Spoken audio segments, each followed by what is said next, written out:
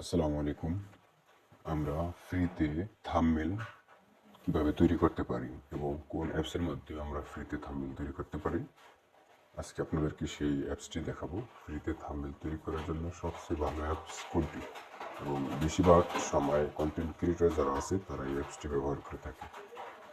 তো আমরা আপনাদেরকে দেখাচ্ছি কিভাবে থাম্বনেল তৈরি করার জন্য সবচেয়ে সহজ এবং ফ্রিতে তৈরি করা যায়।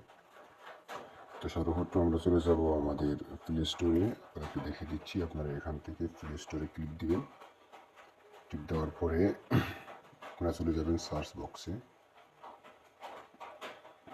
ঠিক আছে, এই যে সার্চ বক্সে চলে যাবেন, যাওয়ার পরে এখানে ক্লিক করবেন। ক্লিক করার পরে নেটওয়ার্ক একটু সমস্যা করতেছে, নেট একটু দুর্বল। তারপর আপনারা চলে যাবেন এখানে। এখানে আসার পরে এখানে আপনারা ক্লিক করবেন। হ্যাঁ, ক্লিক করার পরে আপনারা টাইপ করবেন